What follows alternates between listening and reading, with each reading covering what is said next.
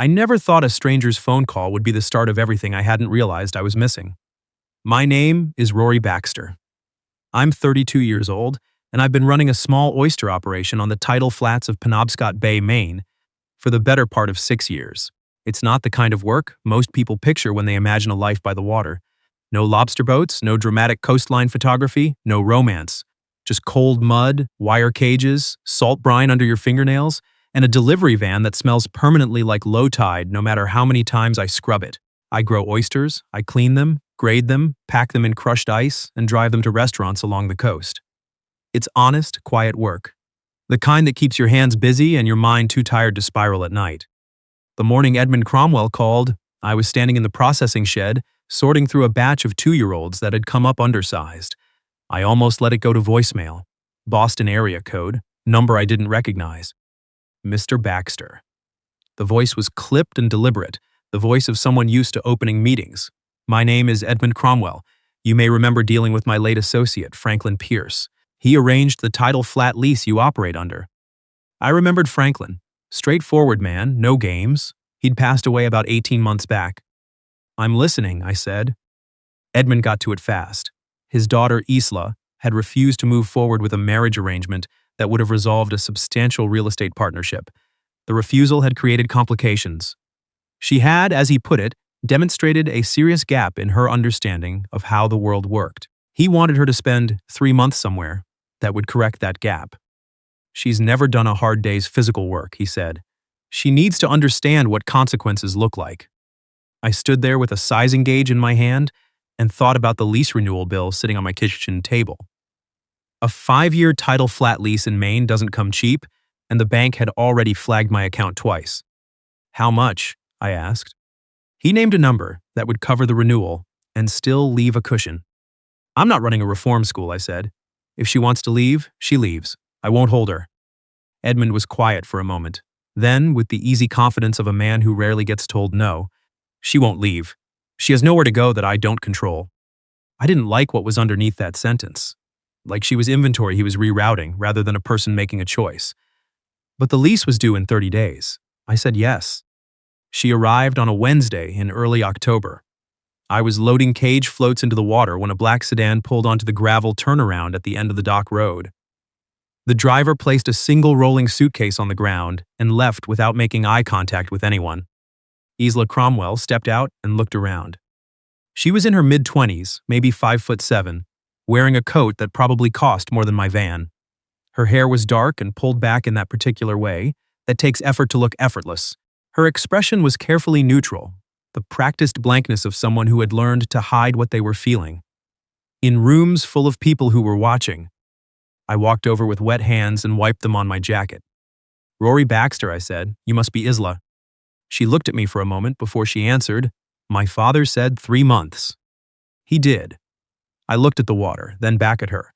Gates open at the end of the road. No one's locking you in. You can go whenever you want. That surprised her. I saw it before she could smooth it back out. Why did you agree to take me? She asked. I told her the truth. Because I need the money for my lease renewal. But I'm not willing to be your father's instrument, so if you're here, you work like everyone else. If you're not, no hard feelings. She didn't say anything for a moment. Just stood there with the suitcase at her feet and the Atlantic wind pulling at her coat. For a half second, she looked less like someone's daughter and more like someone trying to figure out which direction was safe. I showed her the small room off the back of the main house. It had belonged to my uncle when he worked the flats. Narrow bed, a pine dresser, a window that looked out over the water, shared bathroom at the end of the hall. She didn't complain. She set her suitcase down and stared at the mattress like she was calculating something. That evening, I was in the shed checking the salt calibration on the cooler tanks when I heard her voice outside, low and tense. She was standing under the dock light with her phone pressed to her ear. The bay was dead quiet, and voices carry over water.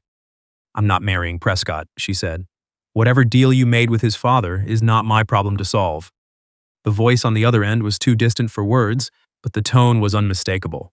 Sharp, controlled, the kind of authority that expects a conversation to end a certain way. You can send me to the edge of the world, she said, quieter now. It doesn't change my answer.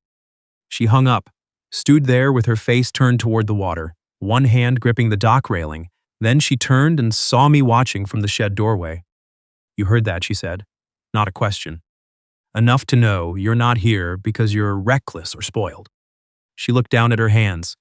"Prescott Farley is a man who has never once asked me what I want. He just assumes the answer will eventually become yes if he waits long enough." She paused. "My father agrees with his strategy." I went back into the shed, pulled a spare canvas work coat off the hook, and brought it out. Old and salt-stiff in the collar, but warm. "5:30 tomorrow," I said, holding it out. "If you're staying, that's when we start." She took it slowly. Her fingers were cold. She nodded once, and for the first time since she'd gotten out of that car, something in her eyes opened just slightly, like a door moving by an inch. The first week was harder than I'd expected, and not for the reasons I'd anticipated. She wasn't difficult. She wasn't demanding. She showed up at 5:30 the first morning in the canvas coat and a pair of boots she must have ordered overnight, and she stood at the sorting table without complaint. She just didn't know how to do anything. She dropped oyster cages. She graded the wrong sizes. She lost her footing in the mud on the flat twice before lunch. Each time, she got back up, set her jaw, and asked me to show her again. The second day, she sliced her palm on a cage wire and stood there pressing it against her jeans, trying to decide whether it was bad enough to mention. It wasn't serious, but it was enough to make me dig out the first aid kit. She sat on the sorting bench while I cleaned it, not saying anything, watching the horizon with the focused look of someone working hard not to feel what they were feeling. "My father would see this as progress," she said finally. I closed the bandage. "Doing it anyway, you mean?" "Hurting and continuing," she corrected. "He always said I needed to be brought down a few levels." I handed her back her hand. "Work doesn't bring people down. Some people just use it as a way to try." She looked at me for a long moment. Something shifted in her expression. Not trust exactly, but the beginning of it. By the end of the second week, she had stopped fighting the routine and started paying attention to it. She asked real questions.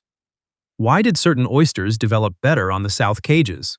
Which restaurants had flexible orders and which ones needed exact counts? How did I manage a short harvest without burning a relationship I'd spent 3 years building? She kept a small notebook in her coat pocket and wrote things down. One afternoon, a restaurant manager in Rockland called, furious about a short order. I was knee-deep in the flat checking a fouled anchor line, and my phone was in the truck. Isla answered it. I heard her voice through the open window when I came back up. Calm, professional, not apologetic but not defensive either. She asked him to hold, cross-reference the order sheet, found my handwriting error, offered to bring the remaining cases herself that evening, and comp his next delivery 10%. By the time I reached the truck, she had already pulled the missing cases from the cooler and was zipping up the bag.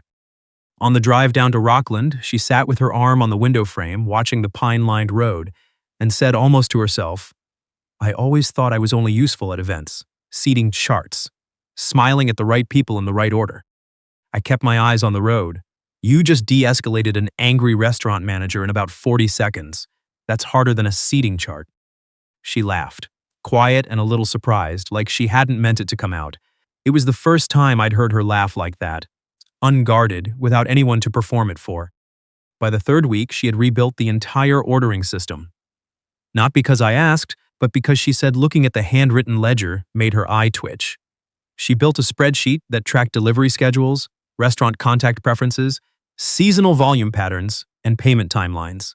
She took photos of the oysters at different stages with her phone and wrote short descriptions I could use on the wholesale page. The page she'd also quietly redesigned, because she said the original looked like it was built in 2003. When I asked why she was putting in the extra work, she shrugged and said, "If we're going to do this, we might as well do it right." I noticed I didn't correct her when she said we. Then Prescott Farley showed up.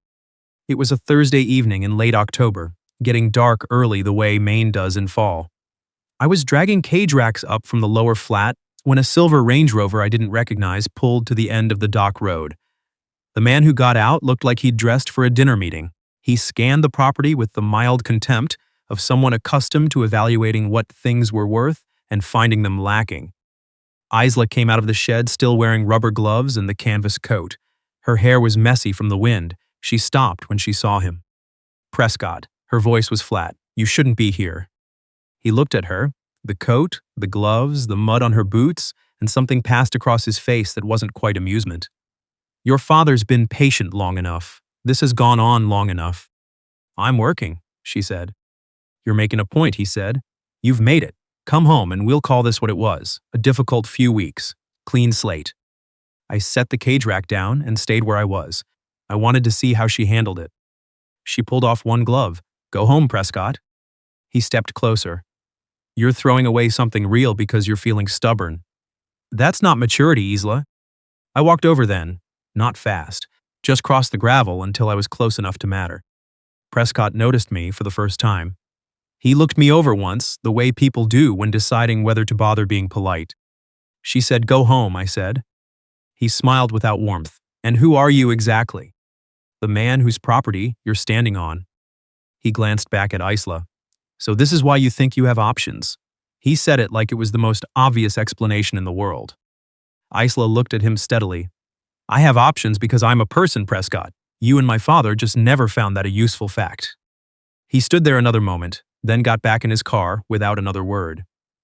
We watched the taillights disappear around the bend. Isla stayed in the yard for a long time after. I didn't go to her, I just waited. That night she sat at the kitchen table with a mug of tea that had gone completely cold. She was looking at nothing in particular.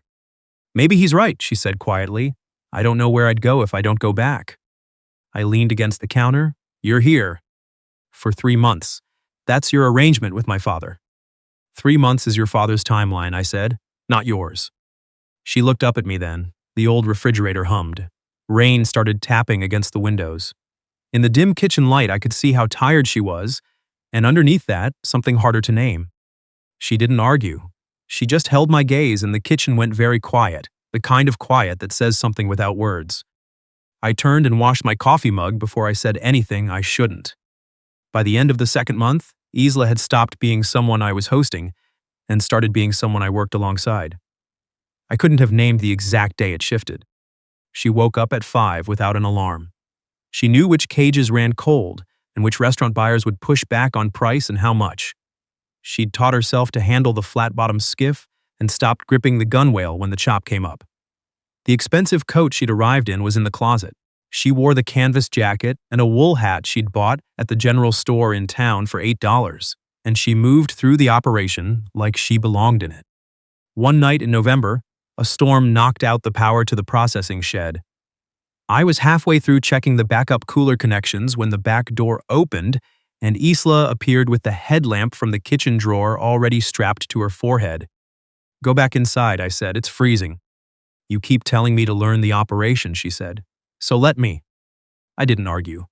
We worked on the junction box for the better part of an hour while the rain came in sideways off the bay. She held the light exactly where I needed it, without me having to redirect her, moved it before I asked, and didn't say a word about the cold or the wet. When the shed lights finally flickered back on, she let out a slow breath. We stood under the overhang afterward watching the rain move across the dark water. After a long silence, she said, I used to think I was nothing without the Cromwell name. Like if you removed it, there was no one left underneath. And now? I asked. She was quiet for a moment. Now I think maybe I never actually found out who was in there. I just wore the family like a costume. I wanted to say something that would make it easier.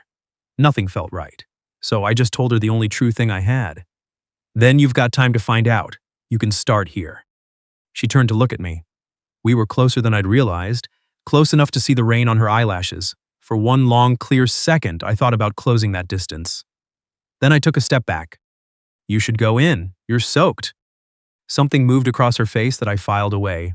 She nodded and went inside, and I stood there alone on the porch with rain dripping off my hair and a weight in my chest I wasn't ready to name. A few days later, we were driving back from a late delivery in Rockland. The truck heater was running loud, and the road was dark. She'd been quiet most of the way. Then she said my name. Rory. Yeah.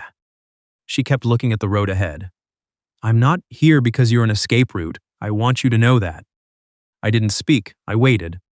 When I'm with you, I don't have to calculate which version of myself is appropriate for the room. I don't have to perform being Edmund Cromwell's daughter. I can just, she paused, finding the word, be whatever I actually am. I pulled the truck off onto the gravel shoulder and put it in park. The rain came down on the roof. I turned to face her. I hear you, I said, and I want to be honest with you in return. I like you, Isla, but I don't want you choosing me just because I'm the first person in a while who treated you like a person instead of a transaction. Her eyes were steady in the dark. Then don't make the decision for me. I've had enough people do that already. That landed somewhere deep and real. She was right. I'd been holding back to protect her, or that's what I'd told myself. But there's a version of protection that's just another kind of control, and I was smart enough to recognize it when she named it. I reached across the console and took her hand. Her fingers wrapped around mine without hesitation. We didn't say anything else. We just sat there with the rain coming down on the roof, letting the honesty settle without rushing it into something it wasn't yet. But after that night, everything was different. Cleaner. I stopped pretending she was temporary. She stopped looking away when I caught her watching. Then Edmund called. It was a Sunday morning. Isla had made pancakes, something she'd started doing on weekends because she said the kitchen smelled too much like brine when I was in charge of breakfast. Her phone rang. She looked at the screen, went still, and answered. I could hear his voice from across the room, even at low volume. 3 months were almost done. There was a dinner in Boston the following weekend, his firm's annual benefit gala. Prescott would be there. This was her last reasonable window to restore the situation before it became irrecoverable. And then he said the other thing. If she didn't come back and make this right, the financial support to her mother's household would stop. Constance had stayed entirely out of the conflict, but she lived on Edmund's accounts. Isla set the phone face down on the counter after he hung up. He's using my mother, she said quietly. I didn't ask what she was going to do. She looked at me for a long moment. I need to go face him directly. In front of people he can't control the story with afterward. She paused. But I need to do it alone. If you're there, he'll make it about you. He'll tell everyone I was led astray by someone I met while I was away. It needs to be me standing up in front of those people by myself. That's the only version he can't spin into something else. I hated it. I understood it. She packed a small bag the next morning. Before the car came, she folded a piece of paper and left it on the sorting table in the shed. She knew I'd find it there before anywhere else. I opened it after she was gone. Don't let anyone tell you the quiet means I gave up. I stood in the cold shed holding that note and felt the whole operation go large and strange around me. She'd only been here 11 weeks. The flats felt wrong without her moving through them. I folded the note, put it in my breast pocket, and drove to Boston. The Cromwell Group's benefit was held in a hotel ballroom on Boylston Street that smelled like money and cut flowers. I had mud on my boots I'd tried to clean in the parking garage. My dress shirt was the one I'd worn to my cousin's wedding 3 years back, and it was a little tight in the shoulders. None of that mattered when I saw her across the room. Isla was standing near the center of the floor in a dark green dress, her hair pinned back, her posture perfect. She looked like the version of herself that had stepped out of the black sedan in October. Composed, untouchable, performing. But I knew her now. I could see the tension in her jaw. The way her fingers kept touching the seam of her dress, searching for something solid. Edmund was working the room, with the smooth efficiency of a man accustomed to it, steering her like a prop in a story he was telling. Prescott stood nearby with one hand resting at the small of her back, with the casual ownership of someone who considers something already his. Isla had sent me 3 words 2 hours earlier, I need you. I'd driven straight down without stopping. I stayed near the back of the room, close to a column, and I waited. I wasn't there to make a scene. I was there because she'd asked. The rest belonged to her. Edmund raised his glass to address the room. Isla stepped forward before he finished. I'd like to say something. The room went quiet, in the particular way rooms do when they sense a departure from the program. She looked out over the guests, then directly at her father. I won't be going forward with the partnership arrangement between the Cromwell Group and the Farley family. Not because I'm confused, or going through something, or being dramatic. Because I don't want to. And I'm saying it here, so there's no room for a revised version of this story later. Edmund's smile froze without quite falling. Isla, this is not. This is exactly the time, she said, clear enough for the tables nearest to hear every word. I've had this conversation privately more times than I can count. Every time, you and Prescott decided my answer would change if you just waited me out. It won't. Prescott stepped in, his voice low and careful. You're not thinking straight. Let's find somewhere private, and I've been thinking more clearly in the last 3 months than I have in years, she said. I've been working. Actually, working. And the only person in my life who ever asked what I wanted instead of what was useful about me is standing somewhere in the back of this room. Edmund moved in front of her, dropping his voice. If you blow this up, your mother's situation blows up with it. That's a choice you're making. Her hands were shaking. She held herself still through it. If the only way to hold this family together is to trade one of its members for a business deal, she said, her voice not wavering, then this family was already broken long before tonight. I didn't cause that. I walked forward, not fast, through the crowd until I was standing at the edge of their small circle. Edmund saw me, and his expression closed like a shutter. You have no business being here, he said. She asked me to come, I said. Prescott looked me over with the flat, assessing eyes of someone who's already decided how the hierarchy runs. The oyster farmer, he said, and put the words down like something that settled the question. Isla turned and looked at me. Her eyes were glassy, but she wasn't crying. She was still standing straight. I said it quietly, only for her. You don't have to answer everything tonight, but you can walk out of here right now if you want to. She held my gaze for a moment. Then she reached out and took my hand. I want to go, she said. We walked out through that room together while no one spoke, just our footsteps on the marble and the low sound of whispered voices closing behind us. In the lobby, she let her shoulders drop. I pulled her into my arms right there under the lights, and she pressed her face against my chest and breathed. Not crying exactly, just releasing something that had been held for a very long time. I'm scared, she said. I know, I said into her hair. You did it anyway. We found a small inn on the edge of the city, 2 rooms. She needed space to breathe. Around midnight, she knocked on my door wearing the inn's robe, eyes swollen, holding her phone. I called my mother, she said. I moved over on the bed so she could sit. The call lasted almost an hour. I sat and listened to Isla's voice, break and steady, break and steady. When she finally set the phone down, she looked at me with something close to wonder. She cried, Isla said softly, and then she told me she'd been waiting for me to do that for 2 years. She stopped. She said she was proud of me. She said she'd never told me that before, and she should have. I didn't say anything. I just opened my arms and let her curl against my side. We sat there until the light outside the window shifted from black to gray. In the morning, she stood in the doorway in the same green dress, wrinkled now, her hair loose, looking exhausted and lighter at the same time. I don't have a home anymore, she said. Then we'll make one, I said. It doesn't have to start with a place. It starts with a choice. She reached out and took my hand. Isla came back to the bay on a Tuesday in late November. The same black sedan, but this time she had it stop at the end of the dock road and walked the last quarter-mile herself. She was wearing the canvas coat, one bag. When she came around the corner and saw me at the sorting table, she smiled. Not the careful, measured expression I'd first seen. Something real and tired and relieved. She wasn't returning as a lesson. She was choosing to come home. Edmund had followed through. Financial support to Constance's household stopped within the week. Prescott quietly withdrew from all partnership discussions once the story of Isla's public refusal moved through Boston's business community, which it did almost immediately.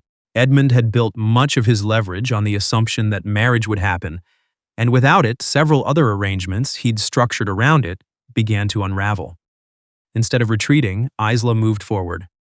She formalized her role in the operation with a salary she negotiated with me directly, kept meticulous records of every hour and every client she managed, and made certain there was no ambiguity about what she was earning and for what. She contacted every restaurant buyer I'd worked with in the past 4 years and launched a seasonal oyster subscription program she'd designed over 3 weeks of evenings at the kitchen table. She started running weekend tasting sessions at the shed for people driving up from Portland, half-shell service, some background on the tidal ecology, coffee from the town roaster. Simple. It filled up within a month. By spring, the operation had nearly doubled its revenue. I replaced the old grading machine without touching a loan. She refused every time I suggested absorbing her living expenses beyond the salary. I'm not here to be taken care of, she said one evening while we were cleaning the shed. I want my own name on what I build here. I handed her the updated ledger and didn't argue. There were harder nights too. Some evenings she'd go quiet after reading something about her father's business. And I'd know without asking that she was wondering if she'd been selfish, if her mother was okay, if she'd broken something that couldn't be put back. I never tried to fix those moments. I'd just sit beside her on the bench outside, our shoulders touching, and wait until she found her own way back to steady ground. She always did. Constance came to visit in the spring. She drove up from Portland with a small box of saltwater taffy from the shop in town she'd stopped at on the way in. She stood at the edge of the flat for a long time, watching Isla walk the cages at low tide, explaining something to a visiting buyer, moving through the mud with total ease. When Isla finally looked up and saw her mother standing there, she went still for a moment. Then she waved. Later that afternoon, the three of us sat on the dock in the afternoon sun with coffee, and Constance looked out at the water and said quietly, "Your father always told me this place would grind you down. He said you'd come back in 3 weeks, 2 at most." She paused. "He was wrong about you. He's been wrong about you for a long time." Isla reached over and held her mother's hand and didn't say anything. She didn't need to. Edmund never came. But a letter arrived in March with his handwriting on the envelope. Isla read it standing at the kitchen counter, folded it once, and put it in the drawer of the pine dresser. She didn't throw it away. She just wasn't ready yet to decide what it meant or what she wanted to say back. The morning I asked her to marry me, the light was coming in low and gold through the shed windows, and there were 200 oysters on the sorting table waiting to be graded. She had ink on her hand from the order notebook, and she was arguing with a spreadsheet formula under her breath, and she was completely, entirely at home. I set a small wooden box on the table beside her notebook. She looked up. "I'm not asking because you need a place to land," I said. "I'm asking because you chose your own life, and I want to be a part of whatever comes next." She opened the box. A simple silver band, plain, the kind that holds up in salt water and cold weather and daily work. She looked at it for a long moment, then at me. "You understand I come with complications," she said. "I know," I said. "You also come with the best ordering system this operation has ever had, and I'm choosing all of it." She laughed, and the laugh turned into something else, and she said, "Yes." We got married the following October on the flat at low tide, in the actual mud, which was her idea and which I maintain was exactly right. No ballroom, no chandeliers, just the bay, a few restaurant owners who had become something close to family over the past year, Constance with a wildflower bouquet she'd cut herself along the drive-in, and a ceremony short enough to finish before the tide returned. Isla wore a simple white dress and a pair of rubber boots she'd decorated herself with silver paint the night before. When she walked toward me across the wet sand, I thought about the woman who had arrived in a black sedan in October, with careful eyes and a coat that cost more than my van, and no idea how to hold an oyster cage without dropping it. I thought about her sitting on the sorting bench in the dark, looking at her blistered hands. I thought about the moment in a hotel ballroom in Boston when she reached out and took my hand and chose to walk toward something she couldn't yet see safe. Her father had sent her here to show her what it meant to have nothing. What she found instead was what it felt like to finally be the one deciding what came next.